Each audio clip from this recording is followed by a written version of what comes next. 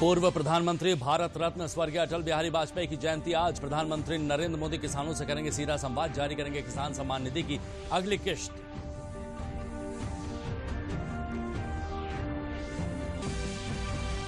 प्रधानमंत्री नरेंद्र मोदी ने पश्चिम बंगाल स्थित विश्व भारती विश्वविद्यालय के शताब्दी समारोह को किया संबोधित। कहा, भारत के आत्मसम्मान की रक्षा के लिए बंगाल की पीढ़ियों ने खुद को खपा दिया है।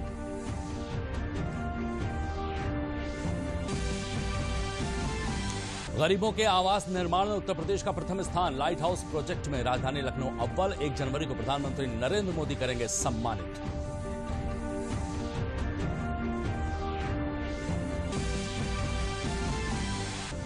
और गौतम बुद्ध नगर को छोड़कर कार्यकाल पूरा होने पर प्रदेश के 74 जिलों की ग्राम पंचायतें हुई भंग। प्रशासक किए गए नियुक्त। जल्द ही कराए जाएंगे ग्राम पंचायतों के चुनाव।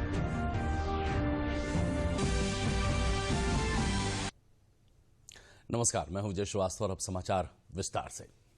आज सुशासन दिवस है। पूर्व प्रधानमंत्री भारत रत्न स्वर्गीय अटल बिहारी वाजपेयी की जन्मदिन पर यह दिवस मनाया जाता है।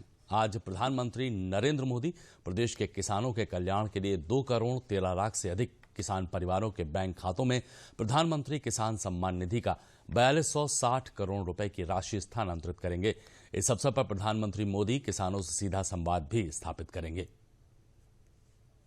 प्रधानमंत्री नरेंद्र मोदी 25 दिसंबर को वीडियो कॉन्फ्रेंसिंग के माध्यम से प्रधानमंत्री किसान सम्मान निधि यानी पीएम किसान के तहत वित्तीय लाभ की अगली किस्त जारी करेंगे। एक बटन दबाकर प्रधानमंत्री 9 करोड़ से अधिक लाभार्थी किसान परिवारों को 18,000 करोड़ रुपए से अधिक की राशि उनके खातों में ट्रांसफर करेंगे।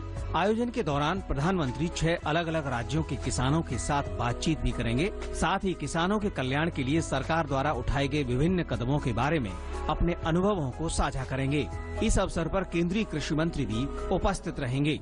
25 दिसंबर को जब सुशासन दिवस है,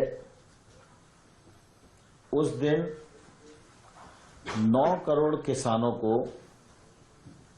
18,000 करोड़ रुपया एक बटन दबाकर 2 घंटे के भीतर 9 करोड़ किसानों को उनके अकाउंट में ट्रांसफर किया जाएगा। देश भर में प्रत्यक्ष रूप से किसानों की भागीदारी 1 करोड़ से अधिक होने वाली है और 5 करोड़ से अधिक किसान माननीय प्रधानमंत्री जी को सुनेंगे। कल 12 बजे देश के सभी किसान भाई आम नागरिक को प्राप्त होगा। 11 बजे से जो प्रमुख नेता या किसान हैं उनका उद्बोधन हर केंद्र पे होगा। इस कार्यक्रम में सभी सांसद, भारतीय जनता पार्टी शासित राज्यों के मुख्यमंत्री और मंत्री, सभी विधायक, सभी मेयर, कारपोरेटर एवं सभी जनप्रतिनिधि भाग लेने वाले हैं। प्रधानमंत्री किसान सम्मान निधि की यह योजना देश में 1 दिसंबर 2018 से लागू है। अगर हम सभी किश्तों की बात करें तो अब तक देश भर के 11.44 करोड़ किसानों को प्रधानमंत्री किसान सम्मान निधि का लाभ मिल चुका है। इस किसान योजना से किसानों को कोरोना काल के लॉकडाउन में बहुत मदद मिली है। लॉकडाउन के दौरान किसानों को खाद और बीज से लेकर अन्य खेती किसानी की खरीद में काफी मदद मिली थी। प्रधानमंत्री सम्मान निधि योजना से हमें 2,000 रुपए मिलते हैं, जिससे हम खाद, बीज और कोई जरूरी काम उसमें इस्तेमाल कर लेते हैं। सरकार का धन्यवाद। मानो हर सुविधा मोदी जी की बहुत बढ़िया मिल रही है। 6,000 रुपया से वो हमारे खुद को भी काम चल जाए, खाद बीज को चल जाए और बहुत अच्छी सुविधा मिल रही है। तो धन्यवाद सो मोदी जी ने। प्रधानमंत्री स्वनिधि योजना से हमें 2,000 रुपये मिलते हैं, जिससे हर किसान अब खाद, बीज, दवाई में इस्तेमाल करता है और कुछ निजी कामों में भी उपयोग करता है। सरकार का बहुत बहुत धन्यवाद। पीएम किसान योजना के तहत पात्र लाभार्थी किसानों को 6,000 रुपए प्रति वर्ष का वित्तीय लाभ प्रदान किया जाता है, जो कि 2,000 रुपए की प्रत्येक 4 माह में 3 समान किस्तों में देय है। इस योजना में केंद्र सरकार पहली किस्त 1 दिसंबर से 31 मार्च के बीच देती है, जबकि दूसरी किस्त 1 अप्रैल से 31 जुलाई और तीसरी किस्त 1 अगस्त से 30 नवंबर के बीच में किसानों के बैंक खातों में ट्रांसफर की जाती है। उत्तर प्रदेश के मुख्यमंत्री Yogi Adityanath scientific convention centre में भारत रत्न पूर्व प्रधानमंत्री श्रद्धेय अटल बिहारी वाजपेयी जी की जयंती की पूर्व संध्या पर अटल बिहारी वाजपेयी मेमोरियल फाउंडेशन द्वारा आयोजित काव्य संध्या में सम्मिलित हुए। उन्होंने श्रद्धेय अटल बिहारी वाजपेयी जी की प्रतिमा पर माल्यार्पण कर श्रद्धांजलि दी। इस अवसर पर मुख्यमंत्री ने अटल जी को अपनी विनम्र श्रद्धांजलि देते हुए कहा कि उनकी स्मृतियों के संदर्भ में इस प्रकार का आयोजन सराहनीय है। अटल जी ने वर्ष 1957 में राजनीति में पदार्पण किया था और वर्ष 2006 तक सक्रिय रूप से भारतीय राजनीति को प्रभावित किया। वे लंबे समय तक सार्वजनिक जीवन में रहे, चाहे वे सत्ता में रहे हों या फिर विपक्ष में, हमेशा लोकप्रिय रहे।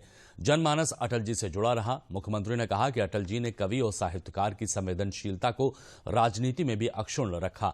अटल जी ने यह बताया कि राजनीति मूल्यों और आदर्शों की होनी चाहिए।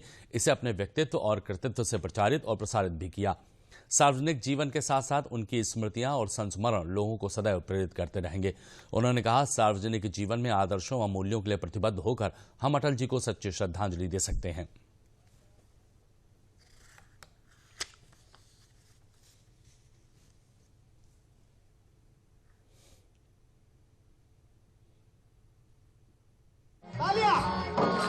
गीत नया गाता हूँ, गीत नया गाता हूँ, टूटे हुए तारों से फूटे बासंती स्वर, टूटे हुए तारों से फूटे बासंती। इसमें आप लोग राजनीति समझे अपनी पार्टी की। अटल जी क्या कर गए थे? टूटे हुए तारों से फूटे बासंती स्वर, टूटे हुए तारों। प्रधानमंत्री नरेंद्र मोदी पश्चिम बंगाल स्थित विश्व भारती विश्वविद्यालय का शताब्दी समारोह को वीडियो कॉन्फ्रेंसिंग के माध्यम से संबोधित किया। उन्होंने कहा कि विश्व भारती के लिए गुरुदेव रविन्द्रनाथ टैगोर का विजन आत्मनिर्भरता भारत का सार है।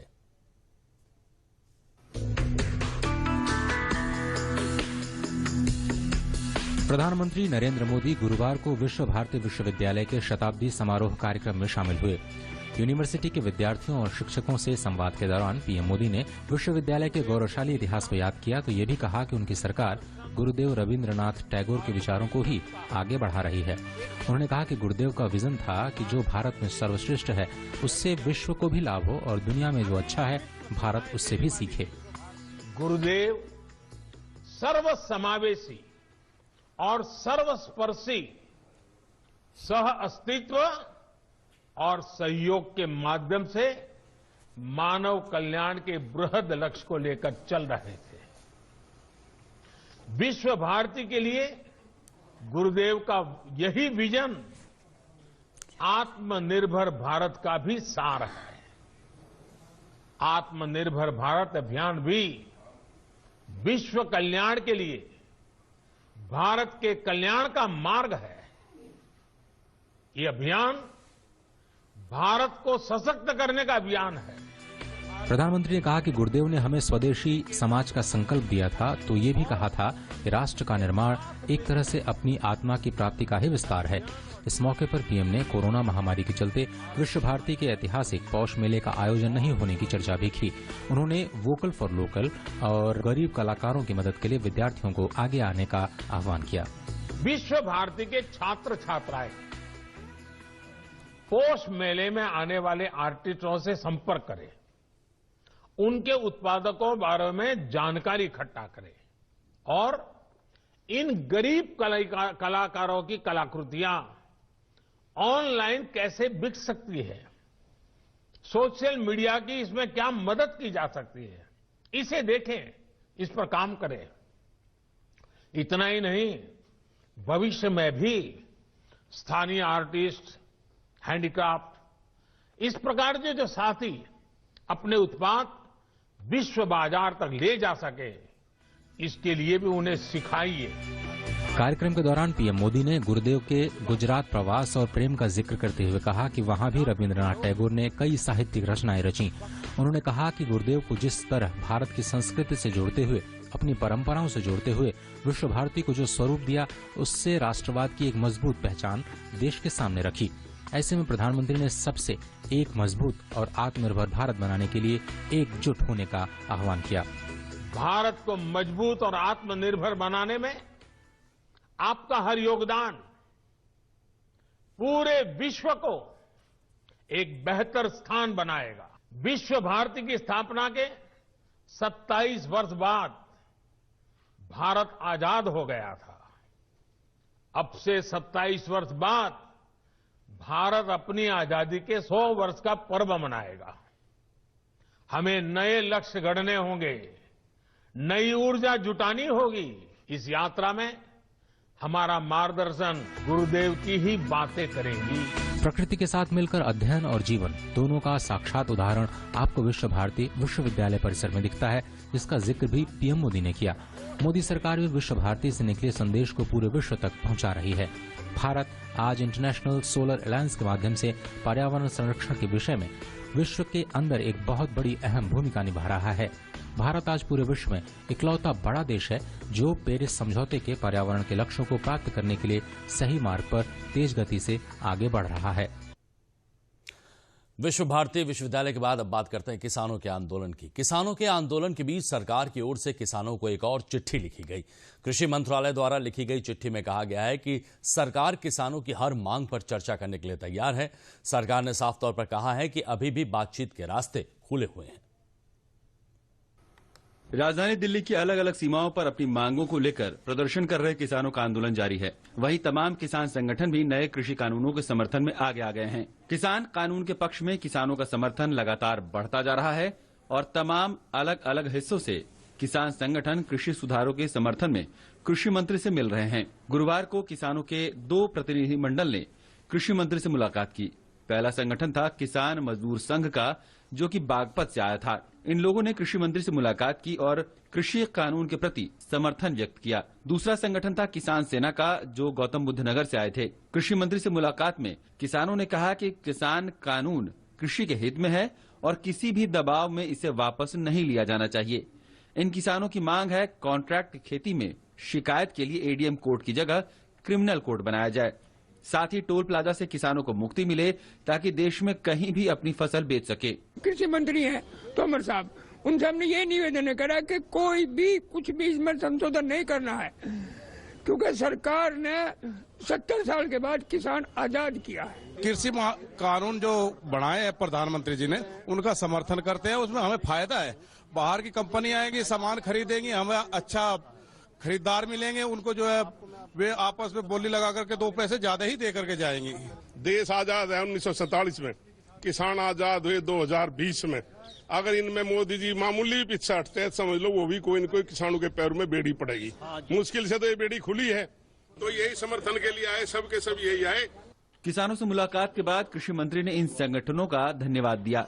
कृषि मंत्री ने फिर दोहराया कि सरकार किसानों की हर समस्या का समाधान करने को प्रतिबद्ध है। इस बीच सरकार आंदोलन पर बैठे किसानों से बार बार वार्ता के लिए कह रही है। किसान संगठनों को सरकार की ओर से आज फिर पत्र लिखा गया है। संयुक्त किसान मोर्चा को सरकार ने एक बार फिर वार्ता का प्रस्ताव देते हुए कहा है कि सरकार कानून से जुड़े सभी मुद्दों पर बात के लिए तैयार है। ये सारे किसान यहाँ सिर्फ इसलिए चलकर आए हैं क्योंकि ये कृषि सुधार बिलों का समर्थन करना चाहते हैं। इन्होंने सबने मिलकर मुझे समर्थन पत्र भी दिया है और इन्होंने यह भी कहा है कि कृषि सुधार बिल में संशोधन के मामले में सरकार को किसी दबाव में आने की जरूरत नहीं है। ये बिल वर्षों बाद संसद ने पारित किए और इससे किसान के जीवन में खुशहाली आएगी। किसान कृषि मंत्रालय में आएगा तो कृषि मंत्रालय के दरवाजे खुले हुए हैं। मैं आंदोलनकारी किसानों से भी बात करता हूं, जो समर्थन में हैं उन सब किसानों से बात करता हूं। जो किसान है उसके प्रति मेरी जिम्मेवारी है और उस जिम्मेवारी का निर्वाह करने के लिए मैं हमेशा तैयार हूं। बुधवार को ही संयुक्त किसान मोर्चा ने पत्र लिखकर वार्ता से इनकार करते हुए कहा था कि सरकार ठोस प्रस्ताव दे तो वो बातचीत के लिए तैयार हैं। हालांकि सरकार का कहना है कि संवाद से ही समाधान निकलेगा। हमारा विश्वास है संवाद से ही लोकतंत्र चलता है। सरकार के दरवाजे संवाद के लिए हमेशा खुले हैं और हम संवाद से ही रास्ता निकालेंगे, यह हमें पूरा विश्वास है। इन सब के बीच दिल्ली की सीमाओं पर किसानों का प्रदर्शन जारी है। किसान तीनों कानूनों को रद्द करने की अपनी मांग पर अड़े हुए हैं। किसानों के आंदोलन से दिल्ली के साथ साथ नोएडा और गाजियाबाद के लोगों को काफी दिक्कतों का सामना करना पड़ रहा है। कोरोना काल पूरी दुनिया के लिए संकट का काल है, लेकिन देश में कृषि क्षेत्र की उन्नति और किसानों की समृद्धि के लिए ये उषा काल साबित हुआ है, क्योंकि भारत सरकार ने अध्यादेशों के माध्यम से कई ऐसे नीतिगत सुधारों को अमली जामा पहनाया है जिनका इंतजार दशकों से किया जा रहा था। केंद्र सरकार ने अध्यादेश के माध्यम से आवश्यक वस्तु अधिनियम 1955 में बदलाव किया है। इसका लाभ जनपद कानपुर देहात के किसानों को अब सीधे तौर पर मिलेगा।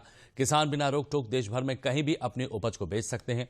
किसानों को अपनी अपनी मर्जी से फसल बेचने की आजादी मिली और कृषि उत्पादों के लिए एक देश एक बाजार का सपना पूरा होगा। इन फैसलों से किसान और कारोबारी दोनों को फायदा मिलेगा।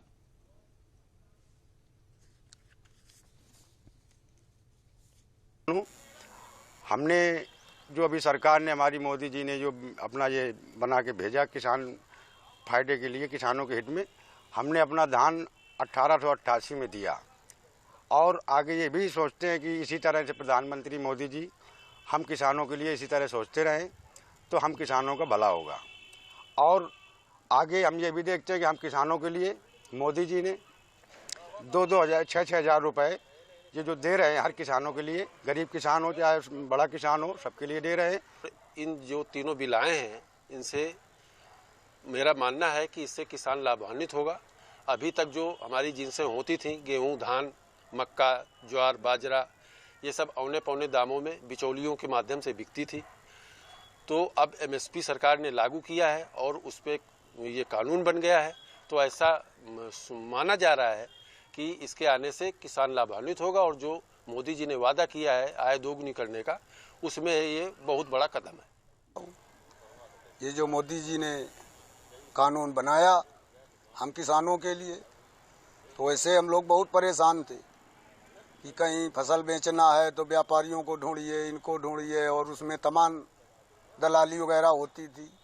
लेकिन अब ऐसा योगी जी ने कानून बना दिया, मोदी जी ने, कि हम कहीं भी अपनी फसल बेच सकते हैं और अच्छे दामों में अपना माल बेच सकते हैं। गरीबों के लिए आवास निर्माण में प्रदेश ने प्रथम स्थान प्राप्त किया है। साथ ही लाइट हाउस प्रोजेक्ट में लखनऊ ने अव्वल स्थान पाया है। इसके लिए आगामी 1 जनवरी को प्रधानमंत्री के हाथों सम्मानित किया जाएगा। केंद्रीय आवासन और शहरी कार्य मंत्रालय ने 2018 में इस योजना को शुरू किया था। सबके लिए आवास योजना केंद्र सरकार ने साल 2018 में शुरू की थी। इसमें तकनीक का इस्तेमाल करते हुए सस्ते, टिकाऊ, हरित और आपदा प्रतिरोधी भवन का निर्माण कराना था। लखनऊ में लाइट हाउस प्रोजेक्ट में 40 भवनों का निर्माण किया गया है। ये परियोजना 12 महीने में पूरी हुई है। इस चुनौतीपूर्ण कार्य के लिए लखनऊ को प्रथम स्थान मिला है।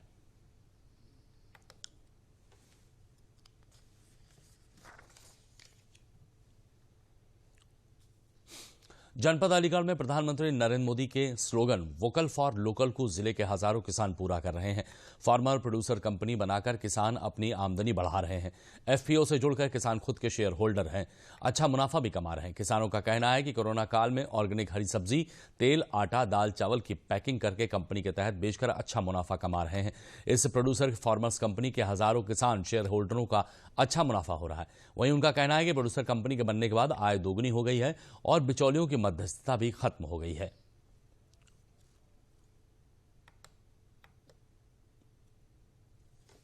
मैं एक किसान हूं और हमने एक कोमल का फार्मर्स प्रोड्यूसर कंपनी लिमिटेड के नाम से एक कंपनी बनाई हुई है और प्रधानमंत्री का जो वोकल फॉर लोकल सपना है वो हम साकार कर रहे हैं। सरकार द्वारा हमें 15 तरह की वैरायटियां दी गई हैं जो हमारे खेत में लगी हुई हैं। हमारी आय के स्रोत हैं उसमें से आलू की, और प्रधानमंत्री जी इसी तरह से हमारी मदद करते रहें और जिससे हमें आय बढ़ती रहे हमारी। प्रधानमंत्री जी का मैं बहुत बहुत धन्यवाद करना चाहूँगा। कोमल का किसान प्रोड्यूसर कंपनी लिमिटेड, हम इससे जुड़े हुए हैं और अब के हमने हाइब्रिड आलू पैदा किया है। किसान सरकार की मतलब बतावे के अनुसार सरकार हमारा बहुत ध्यान दे रही है हमारे आय को दूना बढ़ाने के लिए। और ऐसे ही अगर जो सरकार हमें ऐसे ही सहायता करती रही तो हम है सकता है कि आगे बढ़ सकें। कोमल का फार्मर प्रोड्यूसर कंपनी से जुड़ा हुआ हूँ जिसमें मैं शेयर होल्डर भी हूँ और मुझे मैं अच्छी किस्म के गेहूं के बीजों का उत्पादन कर रहा हूं जिससे कि हम सभी किसानों की आमदनी बढ़ सके। और प्रधानमंत्री जी का जो सपना है वोकल फॉर लोकल, मैं उसे साकार करने में पूरी मदद कर रहा हूँ। और मैं प्रधानमंत्री जी का धन्यवाद करना चाहता हूँ केंद्र सरकार, राज्य सरकार का, जिसमें राज्य सरकार और केंद्र सरकार हमारी किसानों की मदद कर रही है समय समय पर। कोमल का फार्मर प्रोड्यूसर कंपनी का शेयरदार भी हूँ और अपने किसानों को खाद बीज सब हर चीज़ यहाँ मुहैया करा रहे हैं। और अपने बड़ी खेती बाड़ी से मैं भी जुड़ा हुआ हूँ। अपने किसानों को सब चीज़ देते हुए कंपनी भली प्रकार से चला रहा हूँ। और धन्यवाद करता हूँ हमारे प्रधानमंत्री जी हमें समय समय पर कंपनी के लिए सुविधा उपलब्ध करा रहे हैं। धन्यवाद ऐसे प्रधानमंत्री को जिन्होंने हमें इस कंपनी में साझेदारी का मौका दिया। औद्योगिक नगरी कानपुर पहुंचे प्रदेश सरकार के उप मुख्यमंत्री केशव प्रसाद मौर्य ने 50 करोड़ रुपयों से अधिक लागत के कार्यों का शिलान्यास और लोकार्पण किया, जिसमें 2728.57 लाख रुपयों की लागत के कुल 27 कार्यों का शिलान्यास और 2299.50 लाख रुपयों की लागत के कुल 52 कार्य शामिल हैं। पत्रकारों को संबोधित करते हुए केशव प्रसाद मौर्य ने कहा कि केंद्र में नरेंद्र मोदी और प्रदेश में योगी के नेतृत्व में सरकार का लक्ष्य विकास करना है। कानपुर से पूर्व प्रधानमंत्री स्वर्गीय अटल बिहारी वाजपेयी का विशेष नाता बताते हुए उन्होंने कहा कि कानपुर का विकास प्रदेश के विकास में बहुत योगदान करने वाला है, इसीलिए कानपुर का विकास हमारी प्राथमिकता है। उप मुख्यमंत्री ने कहा कि कानपुर सर्किट हाउस का नाम बदलकर पूर्व प्रधानमंत्री अटल बिहारी वाजपेयी के नाम पर किया जाएगा। उप मुख्यमंत्री ने कहा कि पूरे प्रदेश में बिना भेदभाव के सबका साथ सबका विकास करने के साथ काम किया गया है। उन्होंने कहा कि जनता की जरूरतों को देखते हुए 67 नए हाईवे बनाने का काम किया है। बीजेपी सरकार ने केंद्र और प्रदेश में कानून व्यवस्था, सड़कें, बिजली, सिंचाई, पानी, गरीब नौजवानों को रोजगार देने की सहित सभी क्षेत्रों में विकास करने का काम किया है।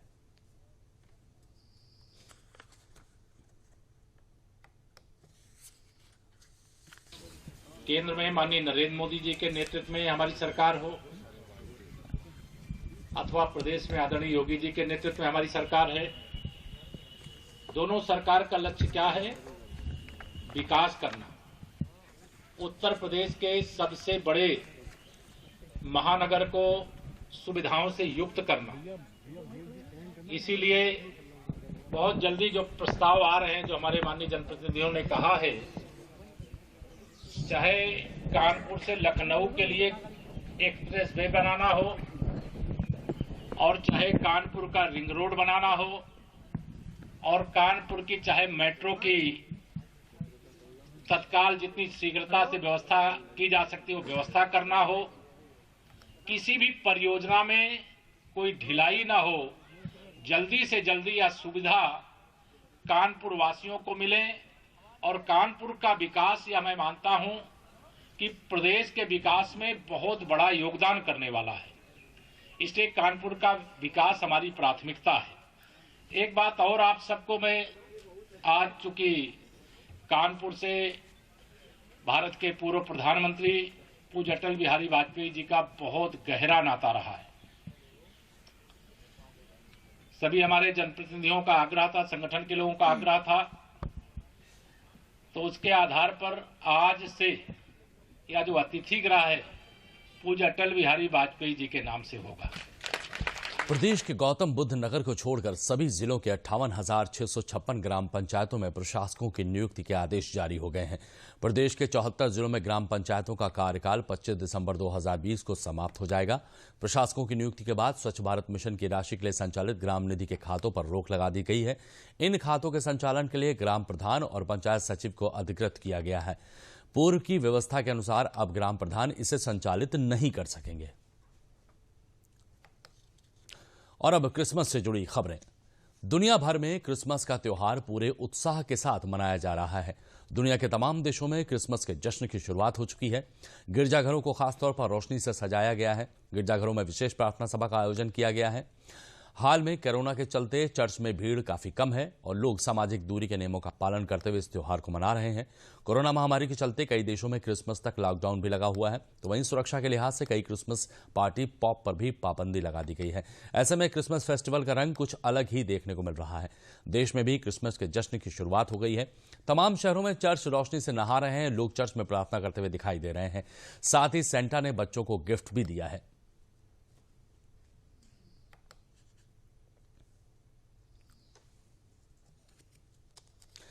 ईसा मसीह यीशु के जन्म पर आज सुल्तानपुर गिरजाघरों में देर शाम प्रार्थना सभा का आयोजन किया गया। इस अवसर पर प्रभु यीशु के जीवन पर आधारित झांकियों को सुसज्जित ढंग से प्रदर्शित किया गया था। ईसाई धर्म के अनुयायियों ने कोरोना महामारी के चलते मास्क व सैनिटाइजर का प्रयोग कर पूरी सावधानी से पर्व मनाया। नगर के saint Paul church, Catholic church, Karunashaya hospital, Stella Maris convent school में क्रिसमस ट्री, रंग बिरंगी रोशनियां, जन्म की झांकी आकर्षण का केंद्र थी। कॉन्वेंट की प्राचार्य सिस्टर शमिता के निर्देशन में प्रभु यीशु के जीवन पर आधारित स्कूली बच्चों ने रंगारंग कार्यक्रम का भी आयोजन किया। फादर जॉन लोबो ने कहा कि इस वर्ष दुनिया में कोरोना महामारी के चलते क्रिसमस की खुशियां ग्रहण लग गया है, लोग उतनी खुशी नहीं मना पा रहे हैं।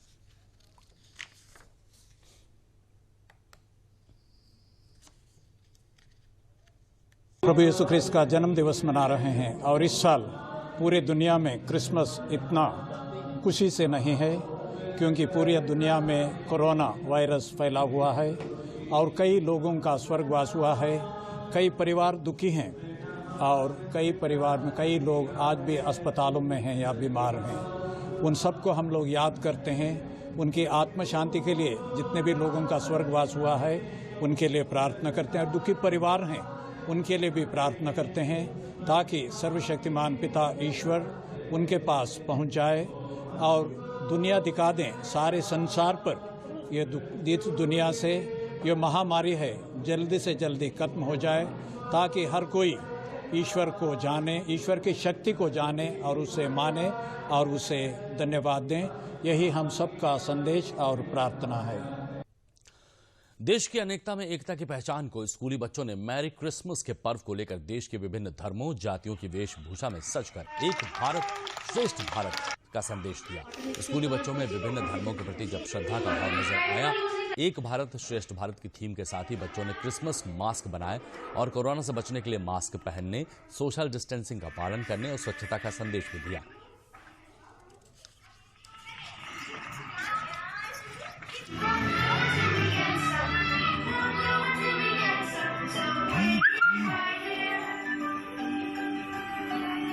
जोड़ सके जो सबको, उसका नाम है एकता, इसी से मिलती है दुनिया में सफलता।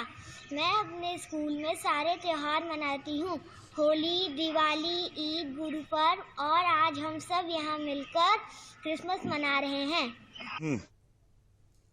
जनपद बलरामपुर में तेज ठंड का प्रकोप देखा जा रहा है। जिले में सभी सार्वजनिक स्थानों पर अलाव जलाए जा रहे हैं। साथ ही बस स्टॉप, अस्पतालों, स्थानीय रैन बसेरों द्वारा लोगों को राहत पहुंचाई जा रही है। अस्थायी रैन बसेरों में भी विशेष व्यवस्था की गई है, जहां 24 घंटे कर्मचारी की ड्यूटी लगाई गई है। रैन बसेरों में गद्दा, रजाई, लगातार अलाव की व्यवस्था की गई है। स्थिति पर नजर रखने के लिए जिला स्तरीय अधिकारी लगातार इनका निरीक्षण भी कर रहे हैं।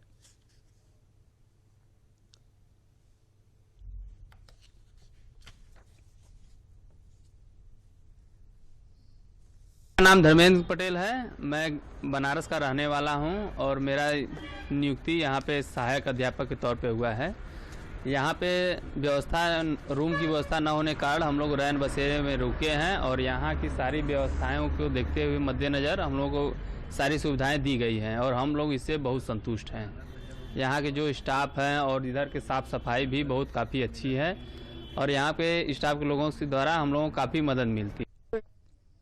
और बुलेटिन के अंत में प्रमुख समाचार एक बार फिर। पूर्व प्रधानमंत्री अटल बिहारी वाजपेयी की जयंती आज। प्रधानमंत्री नरेंद्र मोदी किसानों से करेंगे सीधा संवाद, जारी करेंगे किसान सम्मान निधि की अगली किश्त।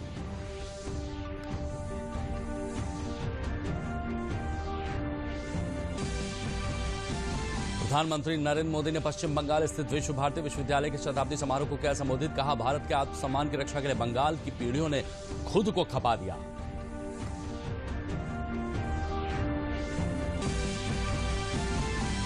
गरीबों के लिए आवास निर्माण में उत्तर प्रदेश का प्रथम स्थान। लाइट हाउस प्रोजेक्ट में राजधानी लखनऊ अव्वल। 1 जनवरी को प्रधानमंत्री नरेंद्र मोदी करेंगे सम्मानित।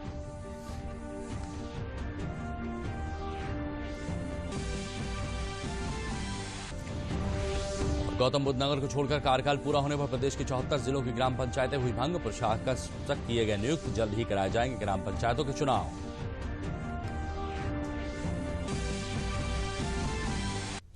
और क्रिसमस की ढेरों शुभकामनाओं के साथ दीजिए इजाजत। नमस्कार।